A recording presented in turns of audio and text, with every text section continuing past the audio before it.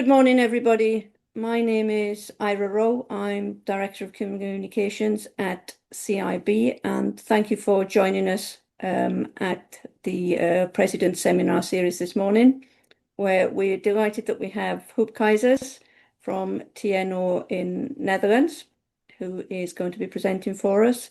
And Huub is also a member of the CIB board, so we're in very good hands this morning. And I'm going to allow Huub to introduce himself and take us through the next half hour or so, and then we will have a Q&A session at the end. So, Huub, thank you very much for your time, and over to you. Yeah, Ira, thank you very much, and welcome everybody in whatever time zone you are. For us, it's morning, but everybody will be there somewhere on a different time zone probably. So it's good to have everybody here. Actually, I'm Business Director, Circular Construction and International Collaboration at TNO.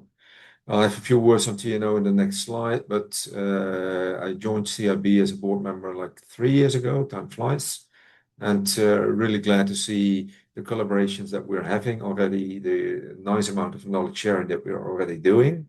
But I still think we can make the next step, and that could be part of the Q&A later on. Open for any suggestions. If there are urgent questions, please put them in the chat. I think the chat works, Ira, so we can already start listing the questions. And if not, then we'll do it at the end. So as Ira mentioned, the next half hour, more or less, I'll go through the circular construction activities that we do in the Netherlands. We do within the European frameworks, but also where we interact globally. Start working.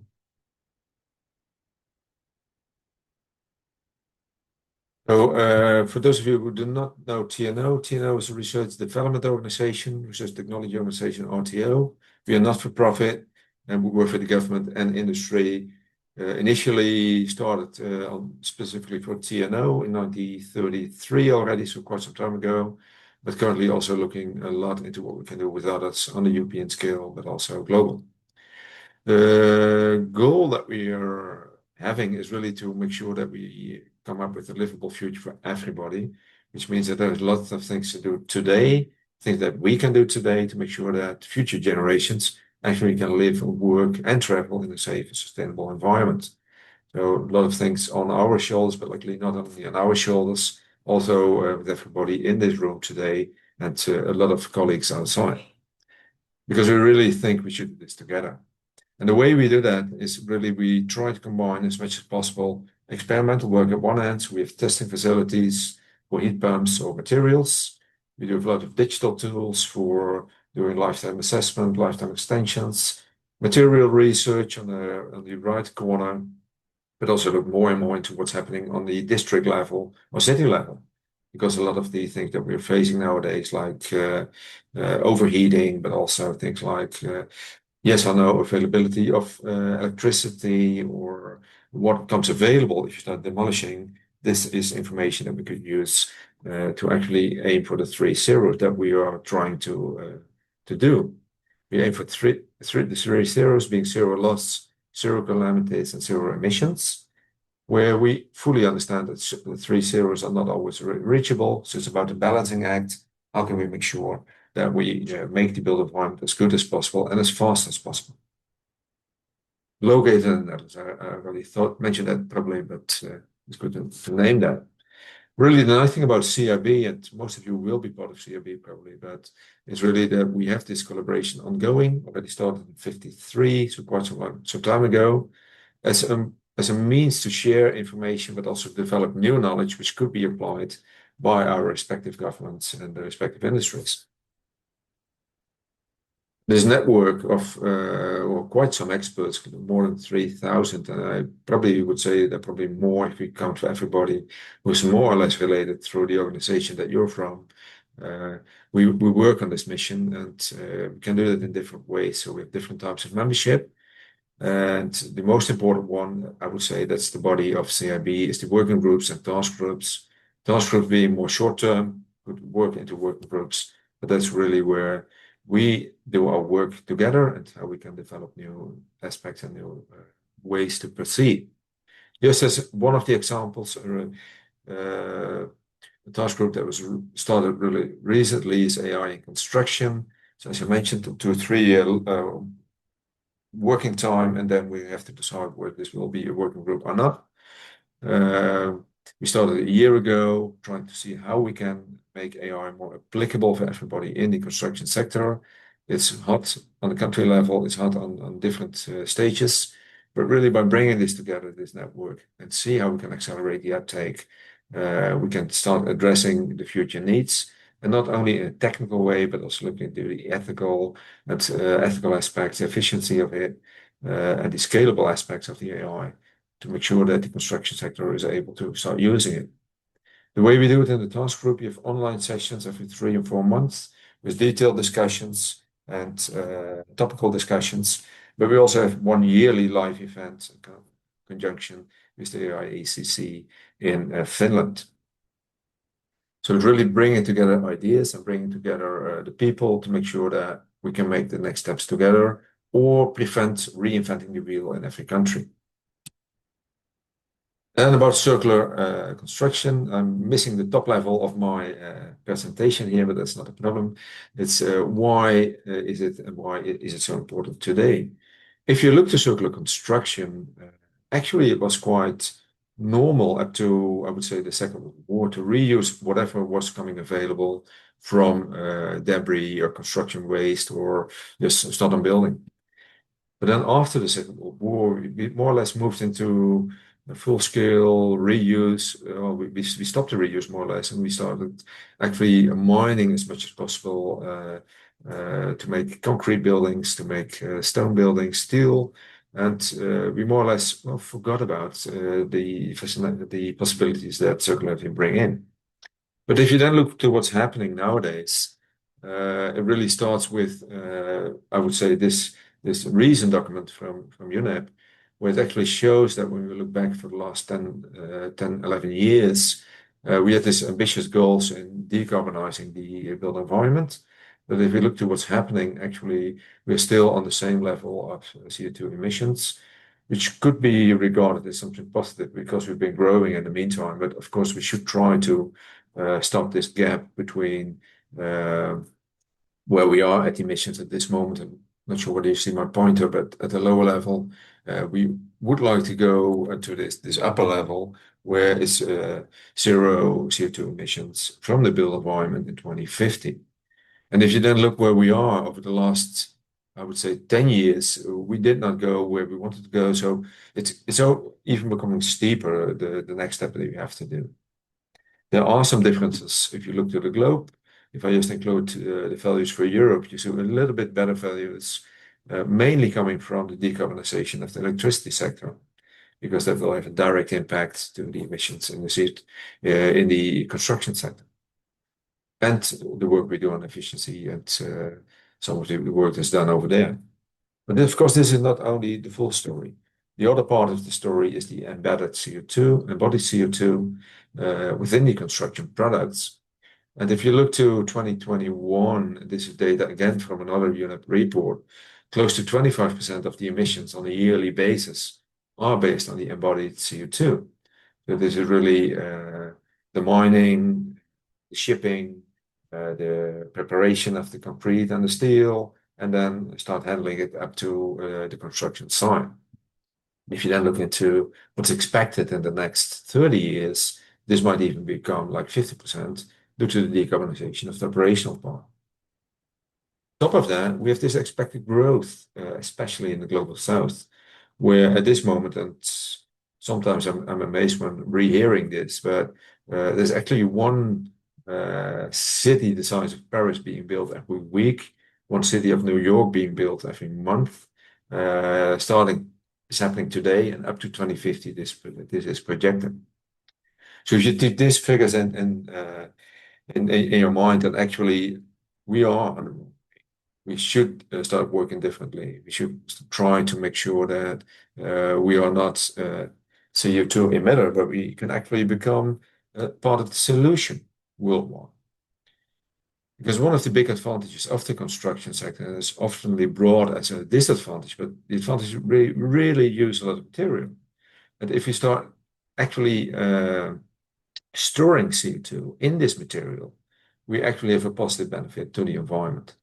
This actually means that we have to go CO2 neutral, even negative materials, which will go into my next slides, and want to bio-based or biochar in concrete or different materials. And adding on that, and this is really the big thrive in Europe, but also in a lot of other countries at the moment, we have the legislation aligned that we have to go for zero emission or even positive energy buildings in 2050. So the legislation is zero emission, but if you add a little bit, you can actually start having a positive benefit, contribution to the built environment, but also for the world as a whole. But it means that we have to make quite some steps in the upcoming period. And this is for where circular construction comes in from my perspective. I really always like to use this picture with the 9 R's, the R letter.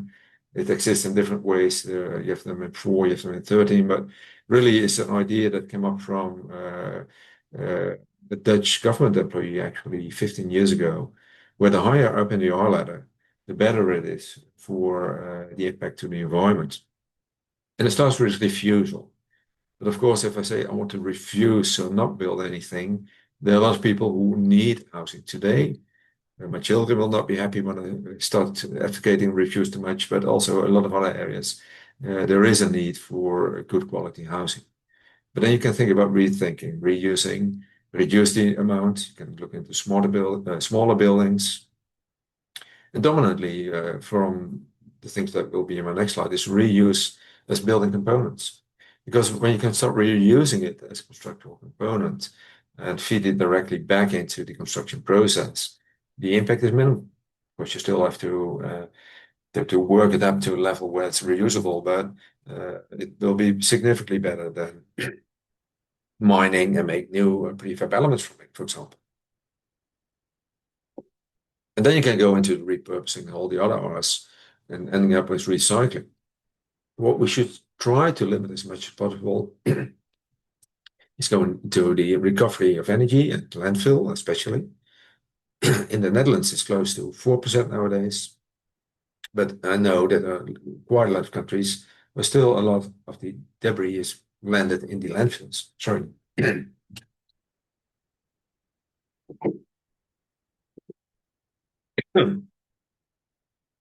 And one thing missing here is substitution. So we can look to other materials which actually limit the impact to the environment. Sorry, everybody. So really, when you look to circular construction, up to 3-4 years ago, I was fully started with the countering climate change, the reduction of CO2, but things are changing in the world. We see a lot of emphasis on affordable housing, especially in Europe, but especially also in the global south. We have a lot of information on material independence, so there's a lot of push towards reuse in legislation in making at the moment as part of the affordable housing plan in Europe. And of course, countering the climate change is still very relevant as well. But we also see that often the circular construction still is more expensive. This is due to the fact that we stick in the pilot sphere. We make a nice pilot, we redo the pilot the next time, or next time, or next time, which prevented the upscaling. So we're really, I would say, at the tilting point where upscaling is the way to go. And I think we're ready for that, looking to, well, all the people here today, but also looking to what's happening in the world. But how to come there, how to make sure that this upscaling is the way to go. We have to at least counter 2 of them, current opinions and habits, because people still would like to have a new house where actually an old house, but split it in 2 or transforming the office buildings into housing might be as appealing as well, because the office might be in a very nice area and it might give you the room at affordable cost. And the question, who takes the risk? So if you start reusing elements, which have been in buildings for the last 50 or 75 years, normally there's not a big reason to expect that it has degraded to a level where you can't reuse it. But still, somebody has to take the risk in the supply chain. And this, from my perspective, is where the digitalization comes in, because you can actually track what has happened with the components And there which you can limit the risk to an acceptable level, especially when you start sharing the risks.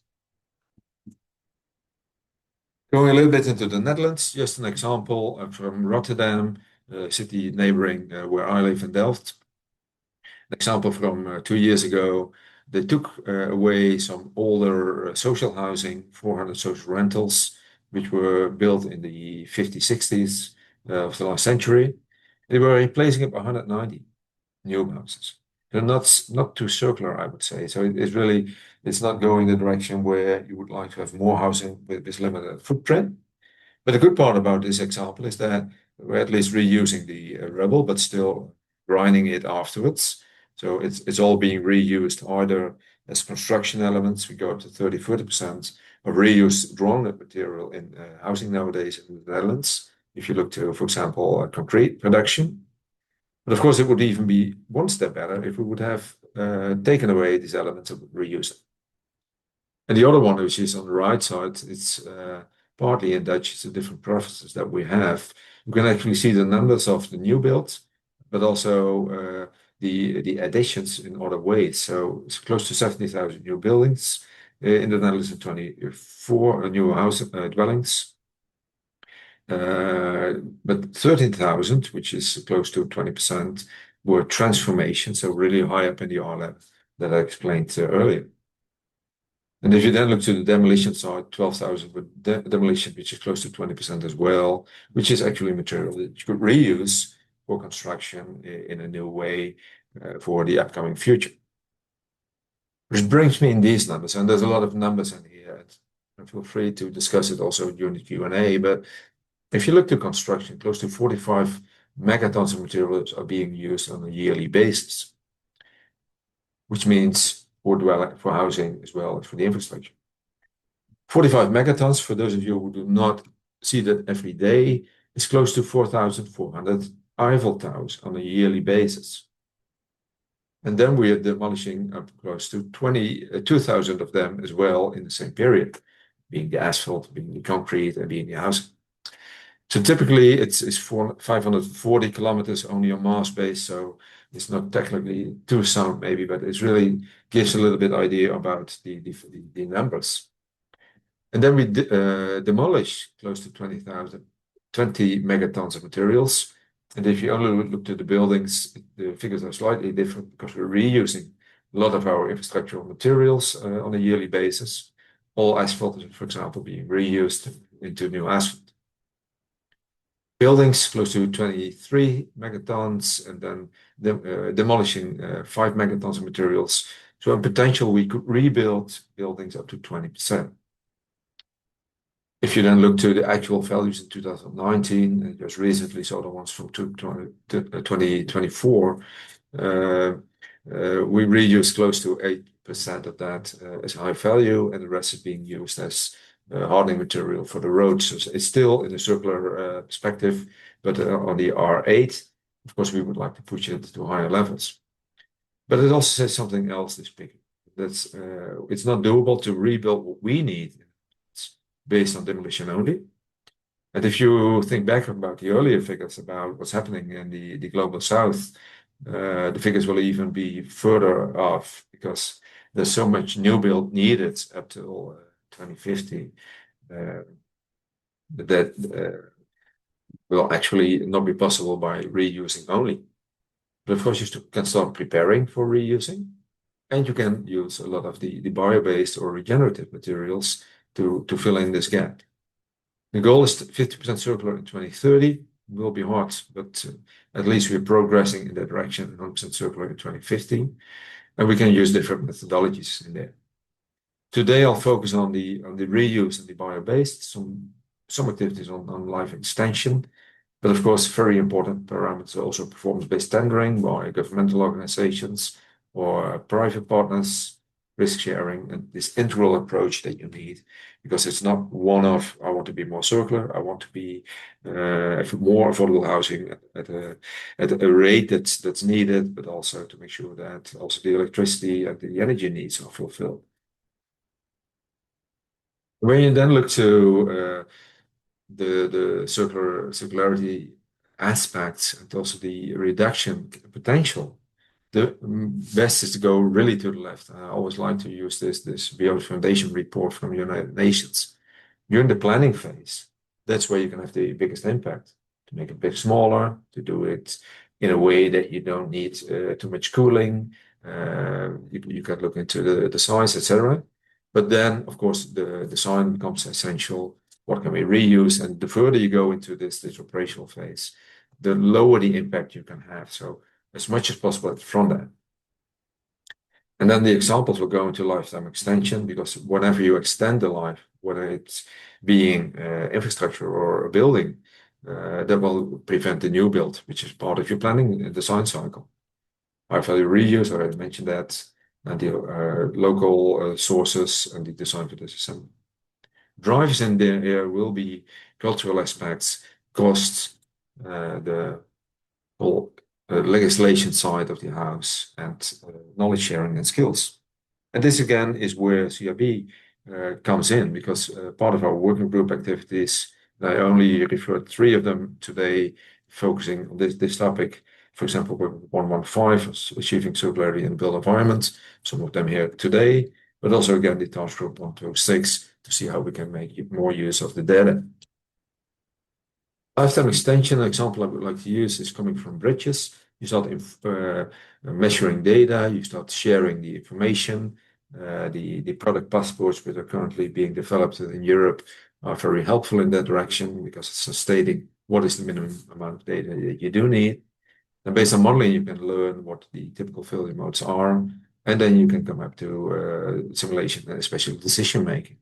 Because there will be not a risk-free thing, but there will be an acceptable risk when you think about lifetime extension, similar to new designs, because everything will have certain safety limits. And then you can start learning from what's happening in the field. You can do the measurements, strain gauges, other methods that you would like to use, including non-destructive and destructive testing. You do the modeling, and based on that, you can then actually come up with these topics. Nice, and I hope the movie works, is the collaboration we did with the BAM in Germany, is where we looked into, well, what does a typical road structure bridge look like? We made a simulation model, we compared it to real life, and this is always tricky, yet it works. So when you look to the infrastructure in Europe, it's actually being built after the Second World War, most of it designed for 75 years, so we are at end of life, but there's no money to start rebuilding everything. And at the same time, actually, the loads have increased over time. So by doing this modeling, you can look into critical failure modes, you can do the assessments. One of my colleagues likes to push it here. You really can look into, well, start understanding what the behaviors are, and based on that, you can then start making your lifetime extension strategies.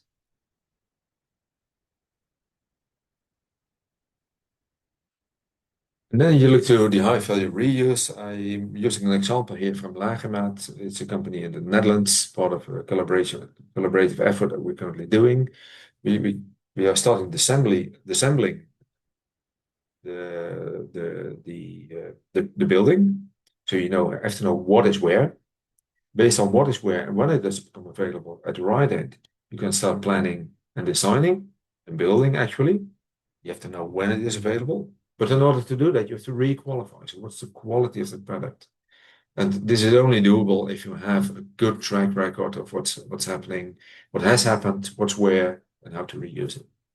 And for this re-qualification purpose, really, that's, in my impression, the place where AI comes in, because it will start helping understanding what the remaining life is. This is also where a call to action from my side. We have to collaborate much more to make sure that this is applicable for the construction sector as fast as possible. Just an example, as I already mentioned, more than 50 partners from the supply chain, deconstructing a building in the Netherlands. There was also Finnish and Austrian buildings in this example. When you go to 2, you start disassembling, you start storing it for a certain period. But ultimately, to be able to start using it in new designs, you have to have the topology, like mentioned in number 5. Is it a yes or no detachable? Can I reuse it?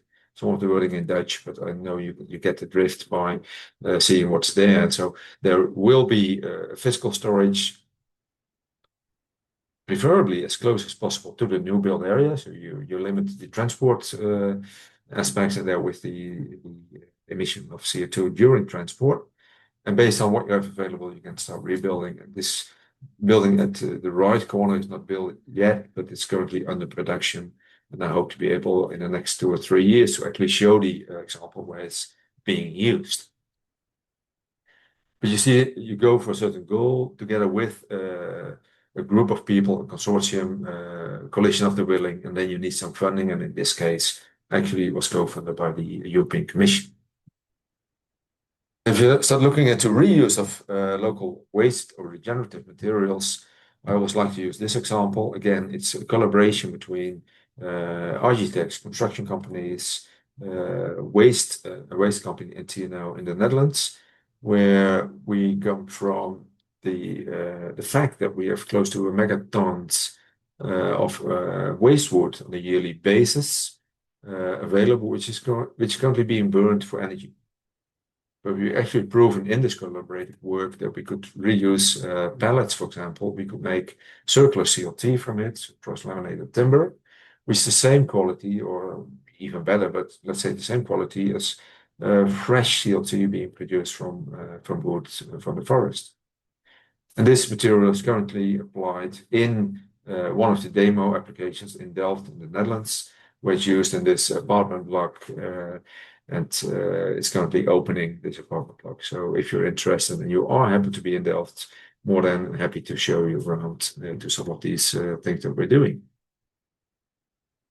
Of course, it's not only on wood, because wood takes quite some time to grow. Of course, when you have this sustainable wood already in place, you can only build with what you're cutting down on a yearly basis. So a lot of effort worldwide also on fast-growing crops like maize, flax, psyllium, other things. Currently, often not yet used for structural components, because when you look to the future perspective, structural components are the way to go. You could look into biocomposites, but already looking at these materials, there's a lot of benefits starting using it.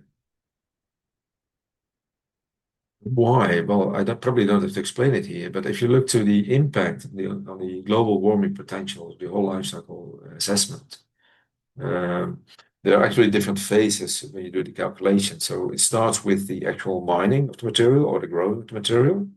And the calcium carbonate being mined from the chalk, it actually starts emitting CO2 when you make concrete or cement from it.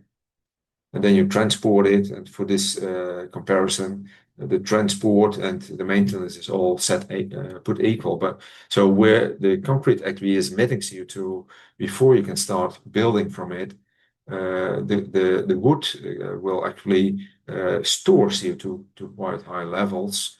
And after doing the handling, it will still store like 600 kilograms CO2 per cubic meter. But, and this is the but also, again, another call to action, this analysis based on the fact that you start awarding the CO2 storing, like we do, for example, in France, but in most countries, including the Netherlands, is not yet accounted for. So this big benefit that we see from storing will only become mainstream if we start awarding it. So that's really something where we have to work together. The EU harmonization, the construction product regulation, a good translation here. It will help, it could help, but we see that there's still a lot of freedom in national implementation. So in order to make it mainstream, we need global guidelines to account for the CO2. And one of the ways to approach that, and is actually part of global ABC activity that we as CRP are part of as well, is that they're looking for minimum viable CO2 accounting values, that we can actually account it on a similar way, independent from where we are, and thereby make sure that this adoption will grow. Just as an example, so the CO2 stored in the CO2 from this particular wood was close to 755 kilograms of CO2 per square meter per cube. cube meter, I should say. You start sewing it, you start producing it, transporting it. But still, there is quite close to the 600 CO2 that you store per cube meter when you start using it. But that's not the only benefit, because when you use this wood, you store the CO2 from the atmosphere, but you also prevent the emissions from the materials that you will use otherwise, being concrete or steel. And in this example, it was compared to concrete. With the tools that we have nowadays, and I'd like to thank again VDC Base for allowing me to use these pictures. This is the same building that you saw before. Full 3D model allows you to calculate the amount of materials used, and therewith also the amount stored. If you then start making comparisons, and it's really a rough estimate, really as a way to show how it could work for a country like the Netherlands. We have close to 158 megatons CO2 being emitted on a country scale, so from all different sectors, transport, industry, agriculture, and the built environment. Built environment being the biggest one, 34 megatons, or close to the biggest one. But this only accounts for the operational one. If you then also account for the embodied CO2, which actually emitted only for close to 2 megatons in the Netherlands and the rest coming from other countries, it would add another 10 megatons. I think I went very fast through the embodied energy earlier, but close to 25% on a global scale is embodied. And when you look to the figures, and I compared 2019 to 22 data, so it's a little bit rough order of magnitude one. But for the analysis, 23% is actually embodied CO2 4 or 5 years ago, and 77% is operation. If we start using the bio-based instead of the breeds mentioned earlier, you would avoid the 5 megatons coming from the concrete somewhere, not in the Netherlands, because we do not have the mines anymore in the Netherlands. And you start storing approximately 50 megatons of storage of CO2. So this would add up to close to minus 10 megatons negative impact of the embodied embodied CO2. And then if you add on top of that zero emission designs, as is going to be the requirement within Europe in 2050, we're moving in that direction with quite a schema. We will start decarbonizing the society, and there was really being a positive factor to the society. And for the Netherlands, we actually had our maximum CO2 in 1997. We're currently on a downwards pathway. And the question then becomes, are we achieving the 2050 goals, or are we more aligned like this one? Because the major jump here in 2020 was caused by COVID and not by the thing that we do as a construction sector at the moment. But somewhere in between this middle, it will be. And then it really becomes very important to make this whole accounting the way to go, but also to make it mainstream. And as I said that, I'll go into my last 2 slides, actually. Part of the way to go is then design for disassembly and future reuse, because that's the way that you can start actually putting it making it part of the industrial production schema. So combining it with modular and offsite construction. And really, from my perspective, once again, it's the way forward to scale circularity, but also to come up with the other needs that we have is affordable housing and increase labor productivity in certain areas, at least in the world, I would say everywhere, because there is insufficient workforce at this moment to make the housing that we need, and especially at an impact that's not too high. And this actually then goes into especially the labor productivity. I took 2 examples based on some information I got from Australia, but also from the Netherlands. If you look to the labor productivity, at the left side, the purple one is actually the labor productivity growth in all other sectors. And then the darkish blue here, it's the more somewhat lighter blue for the Netherlands side. You can see that's actually a flat line or a slightly growing If we combine this with all the other needs, actually the solution pathway could be is to do more in offsite constructions. What we see happening there is that the ambitions are growing worldwide. That also links to the activities of another working group on to one offsite construction. And if we then look to the Dutch ambitions from our government, they stated quite recently that they want to grow with about 30% to 50% in total in 2030 already, because they see that this is a way we can start building lighter, quicker, and faster. But again, it's only doable when supported by digitalization, and especially focus on these modular circular designs. So this was quite a lot of information in a little bit above half an hour. But if you look to where we are, I would say the circular and industrial construction, we need it to decarbonize the construction sector, but also to deliver the required housing at a acceptable cost. Digitalization, and this will not be a surprise after hearing me talk, really is an enabler to make it happen, where AI can become an accelerator, especially when we say what is where and when, but the quality of these items to be able to reuse it, that's where a lot of work, I at least have quite some hopes there that AI can help. But of course, in a way that it's doable, reliable, and also in a way that we can still trust the answers.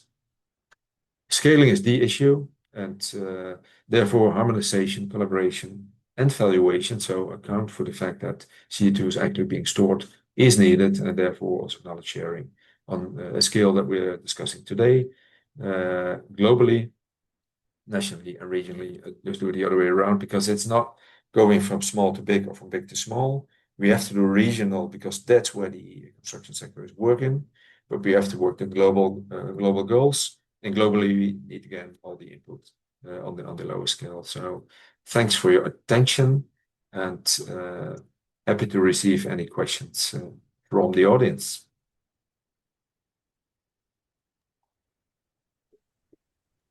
That was really interesting, Huub. Thanks ever so much for that. That was very good. Thanks. So we'll go straight to questions. If anybody has got a question, could you please just raise your hand? And it would be really nice if you'd like to turn on your camera as well, so that we can see who's asking any questions.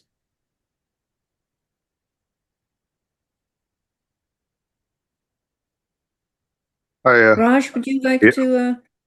yeah. First of all, thank you very much for your very productive and informative information about the circular constructions.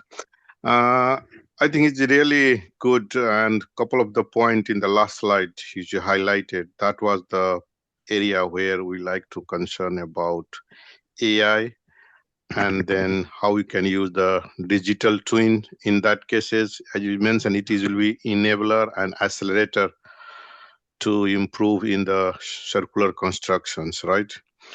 And Yes.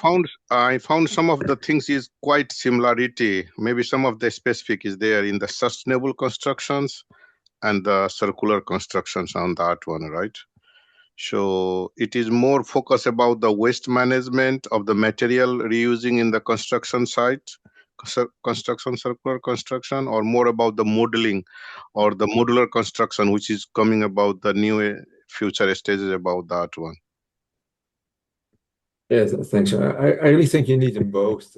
So that's one of my, well, I have more mistakes I would like to call, but I'm not too much into the exact definition.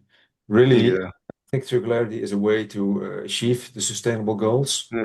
And from that perspective, preventing waste is the most obvious version. So that's about reusing. But we start reusing only on a large scale if we somehow implement it back into in the mainstream construction area. So where a lot of the work from say 5-6 years ago was on material hubs, totally disjunct of the new production. I really think we have to integrate that. It should become part of these materials, and their actual legislation will help. Because if you have to come to certain maximum levels of CO2 emissions, reuse component will have normally less emission than a new one. Yeah. So, I think it should combine it. Okay. So it is all about ultimate goal is to reduce the CO2 emission, either in terms of reusing the material or the new material, you can say sustainable material, more about how can you minimize or recycle on the material. So it is more about material management in terms of the other aspect on that one, or energy performance, every aspect on that one. So if you build the construction, either is a building or infrastructure, every aspect should be how can you think about in the operational or demolition stage recycle or the value rather than.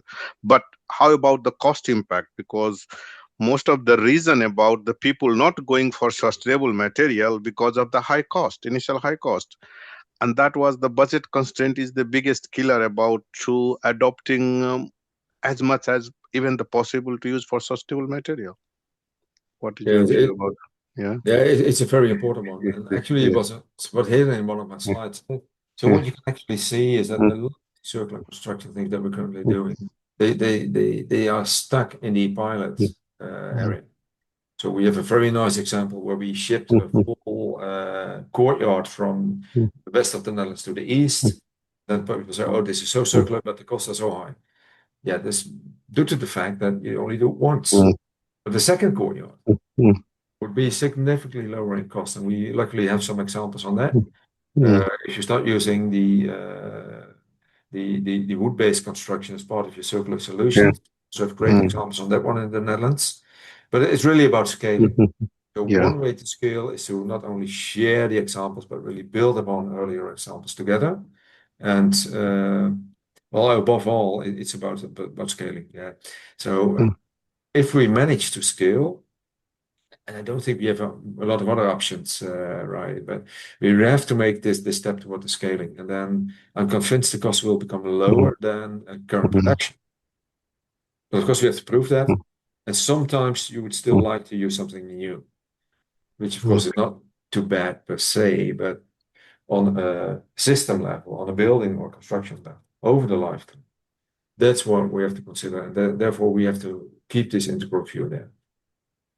Thank you. But I'm convinced costs will go down. Yeah, because ultimate the cost is the biggest impact, decision maker on that one.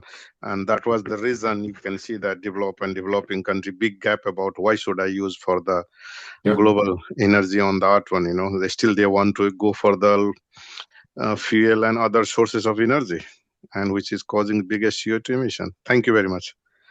Some other colleague want to ask questions. Yeah. Thank you. Thank you, Raj, for that question. Mogesh? Thank you so much, Era, and also thank you so much for the wonderful and timely presentation, Huub. I'm really impressed on the way you present about circularity. Fortunately, I'm doing my PhD on circularity, and especially hearing, we know that Netherlands is a champion of circularity, and learning from the horse's mouth is an interesting thing. I have agreed somehow with what Dr. Raj has raised in a developing country context. One of the critical aspects for transition from linear construction to a circular construction is ensuring that affordability is one of the critical enabler. So that's one of the critical issues. So how do you suggest to ensure circularity in a developing country context in the areas where affordability is the critical aspect? In the meantime, during my study, I have sensed that rather than looking for, there are informal economies who are aggressively working on the circularity, especially for the reuse. So do you think that the top-down approach or the bottom-up approach is the critical interventions that needs to be done to fast-track the circularity? Because you see, rather than starting from afresh, strengthening the informal economy might be one of the suggestion that's coming from the construction industry when I do my research. On the other hand, another aspect that we encountered as a challenge in a developing countries, you see in some of the developing countries are importing significant amount of the construction from the other manufacturing hubs. So when you want to remanufacture in the country, the remanufacturing facilities are not there, and it is not affordable to send back all the materials to the manufacturing country. That's the critical aspect. On the other hand, the use of virgin materials is quite cheaper than that of the reusing and the making, disintegrating some of the aggregates. So with respect to that, we'll be very happy if you can share us some of the novel research that you have done. If it is accessible for public, we'll be very happy to learn from you, as you have a very matured and trustable and matured circular construction approach, and we're very happy to hear from you. Thank you.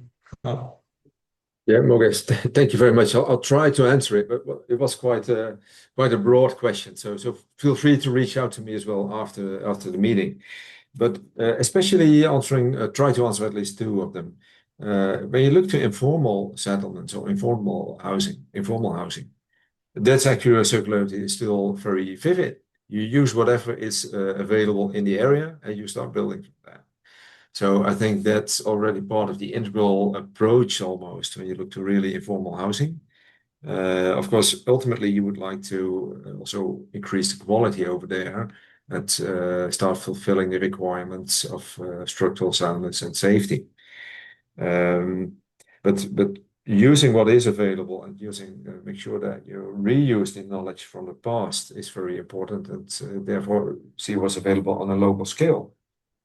So that's the first part of it.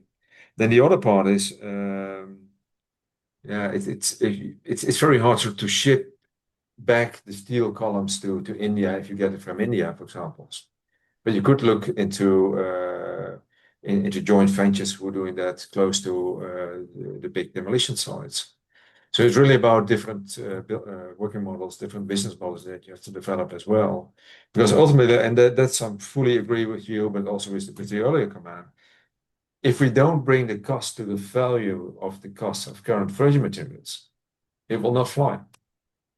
But costs could also be introduced as a, well, at least on the European scale, and that might also happen somewhere else. If you start accounting for the CO2, but also not only accounting for it, but for example, when you have legislation in place of public buyers who want to stimulate it, they could say, well, you're punished for more CO2, and you're awarded for less CO2 designs. So it's a combination of things. So there's not one quick answer, but the real good part about the question, all questions are good, of course, but informal settlements are already reusing a lot of materials, I would say. The big question is then how can we make sure that it becomes in line with the requirements, especially when you not only do 1-2-layer houses, but also the higher ones. But probably something to discuss on a later stage, Mogesh. Also give us some time for the other ones. Okay. Thank you. We've got a couple of hands up, so if we could have brief questions, that would be great. Volkan. Oh, thank you very much, Huub. Thank you very much for this. This was a great presentation. It was covering so much about the area that I'm interested in, also offsite construction, industrialized construction, reusable components. And for that reason, it was very interesting for me. I think regarding Mog's question, yes, we have different regions, different contexts, and I think what we have is we have a high-level strategy, but this should be applied to context level, different contexts. And again, I think we also need different kinds of maturity models, because at the end of the day, I don't think all different contexts and countries needs a very, need the same level of approach. Maybe we should be developing these context-based strategies based on our environment, the environment that we are in, but at the end, we are all aiming for the same targets. And talking about the targets, in one of those slides, you showed some targets for circular construction. If I'm correct, apologies. Nowadays, I'm just forgetting things very quickly. I think it was 2050. It was talking about 100%, and you were also. It was a very good figure. You also had some little boxes which was talking about different approaches. Saying that, I was going to ask. I'm not aware of this. If there is any strategy developed to reach this based on these different approaches, for example, anything like, okay, because if you have a target, I was thinking that maybe there's already developed strategy about reaching that target using these different approaches like bio-based materials, like reusable components, and how and in which way they will be contributing to reach those targets. That was my question, if there is any developed strategy for this at the moment. Yeah, thanks, Volkan. It's a high-level strategy. So the strategy says we want to go as the Netherlands to 100% circular in 2050. Yeah. Then if you look at one step deeper, it's a lot about waste reuse.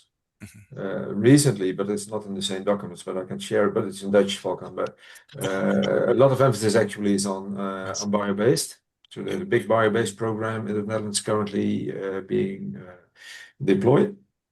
There's activities in a separate part of the government, more on the procurement side, so it's to accelerate circular procurement.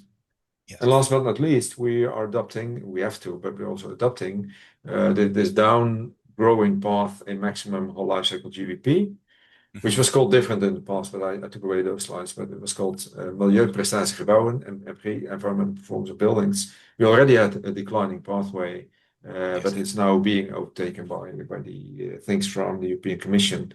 But therewith really steering towards it should be doable. But there's a combination of these factors. And I think you need them all in more or less. I wouldn't go for one because that's a way towards not reaching the goals. No, absolutely. And I also think that they're also supporting each other in some ways, though. I think it's not something that you can sort out in with one component. I just want to thank you. I'm just going to stop here because I know that other people are going to ask. Thank you very much once again, Huub. Yeah, my pleasure. And the last Thank you, one. Volkan. Thank you. And we have another hand up. Is that Sadaf?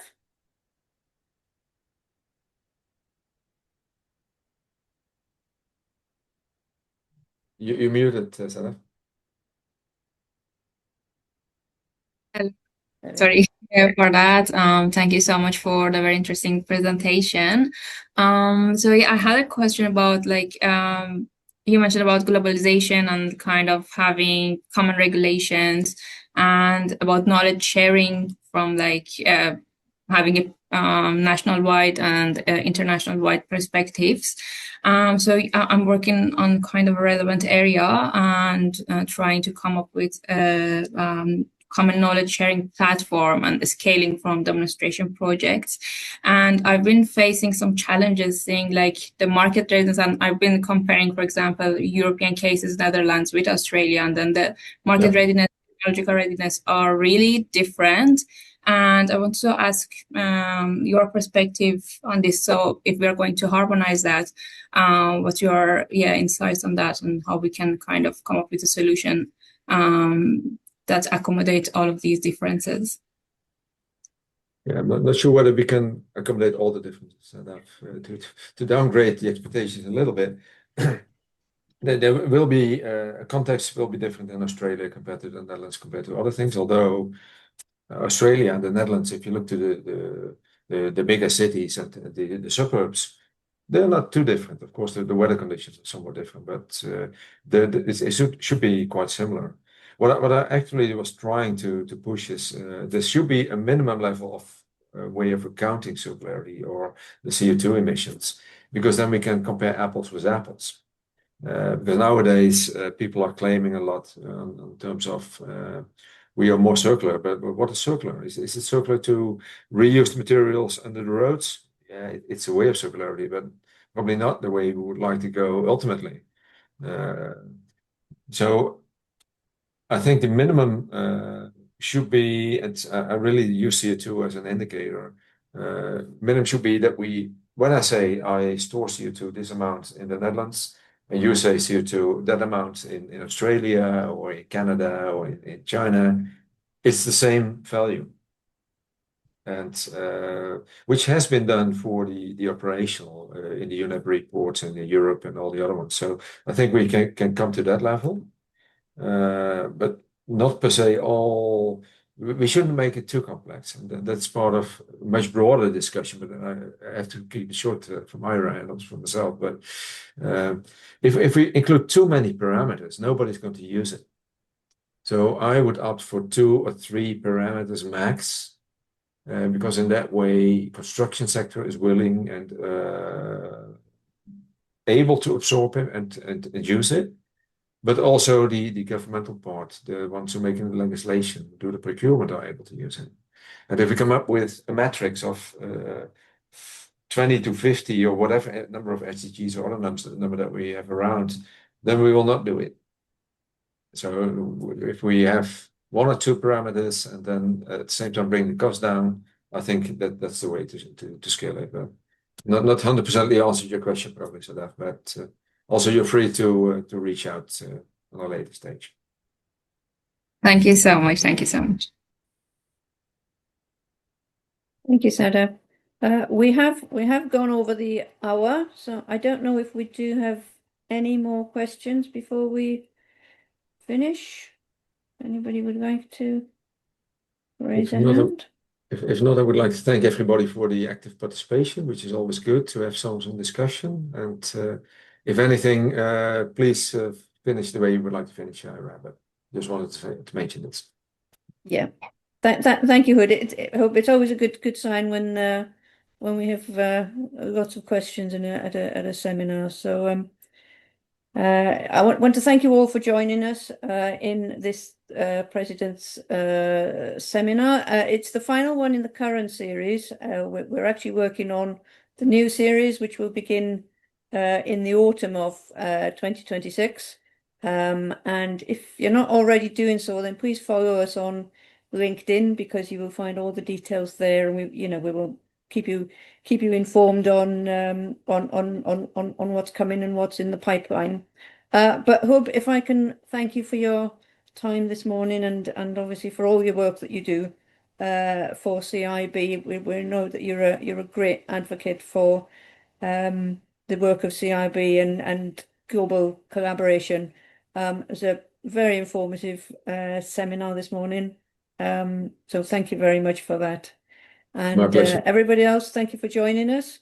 And hopefully we will see you in the next series. Thank you very much.